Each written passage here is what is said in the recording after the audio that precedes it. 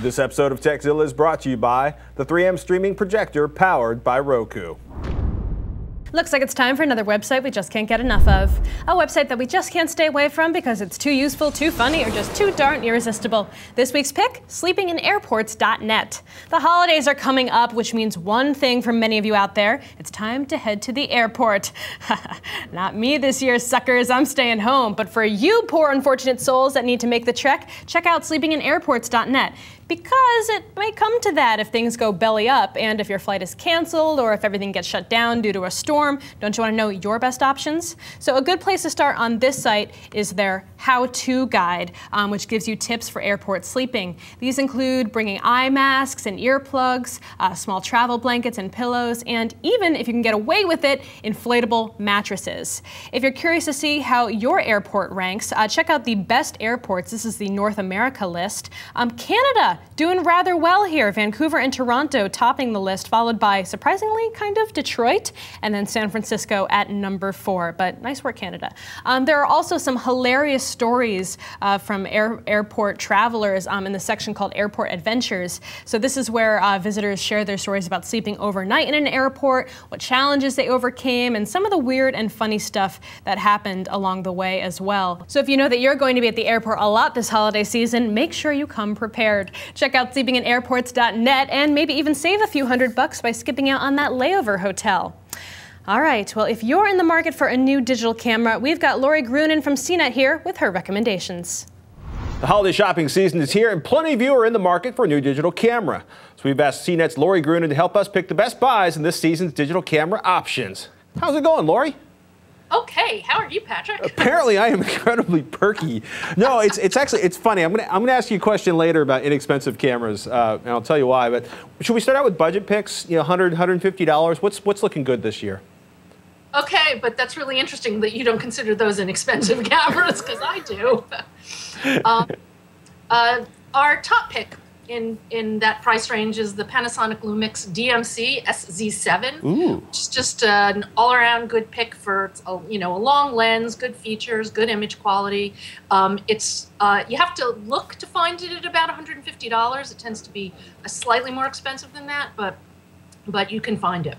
And if you really want something cheap, the Canon PowerShot A1200. It's under $100 and it runs on AA batteries. It's like the only camera that still has an optical viewfinder. It's cheap, so that's nice at the other end of the spectrum. Well, it's funny, the waterproof Kodak I bought my son finally gave up the ghost, like the battery charger. Basically, it will no longer recognize new batteries. So I'm like, I got to get another camera for my son. Just like its parent. No. Sorry, not you. I meant Kodak.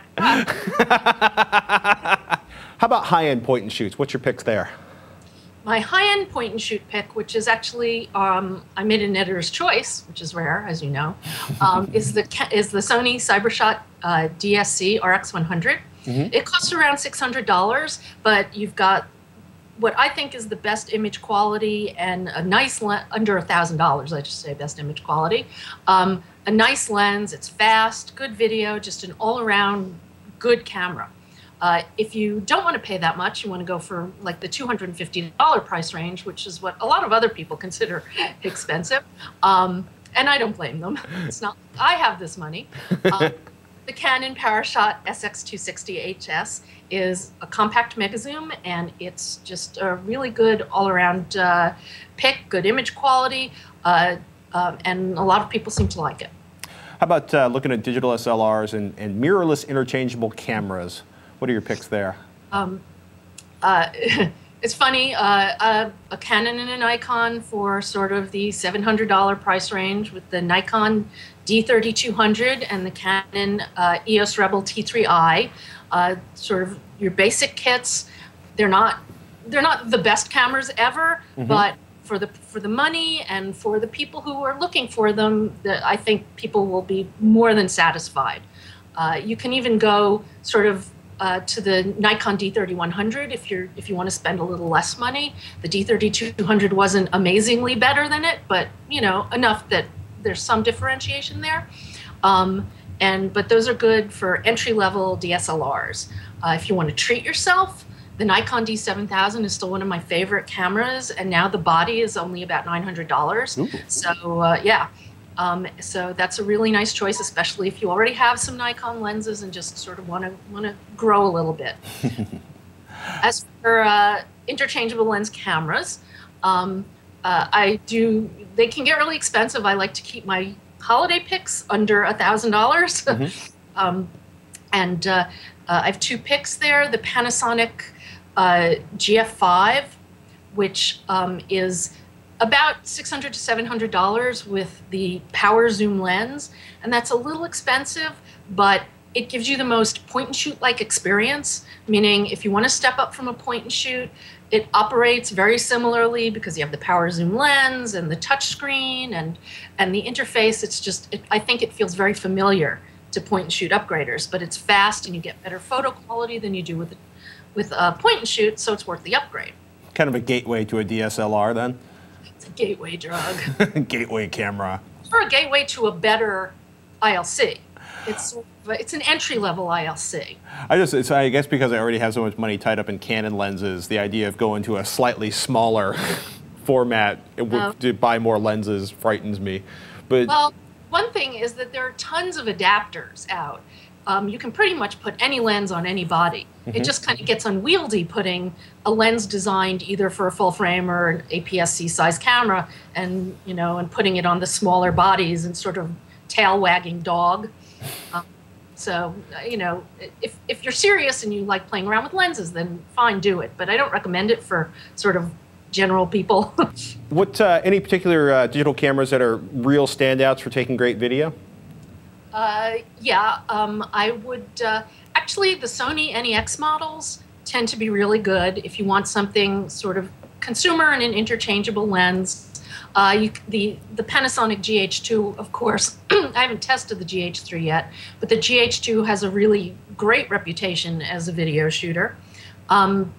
If you want an affordable DSLR, the Canon T3i is very good at video. It's just really not good for autofocus during video because the way the focusing system works. They sort of fixed that with the T4i, but in order to take advantage of that, you have to buy these special lenses that take advantage of contrast autofocus, and that can really bump the price of the package up. And you don't have a lot of selection to choose from for autofocus lenses. But the video is great. If you want a compact, a point and shoot that takes really good video, the Sony DSC HX30V is a standout for video in a point and shoot. One last question before we go. Outside of lenses, what sort of accessories should people be considering, whether they're putting it for stocking stuffers or they're bundling a camera? I mean, does anybody still buy camera straps? I know I love lens penses. What would you suggest? It's funny because I just did reviews of a bunch of camera straps because I think the straps that come with cameras are really just awkward and ugly and cut into your neck and not very convenient. And I'm a big fan of the sling straps.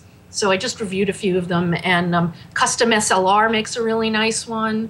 Black Rapid makes a one that I really like called, it's got action in the name, not action strap, but their names are kind of odd. But it locks under your arm, so it really braces it on this side, and it has stops so that you can keep the camera from falling forward when you lean forward.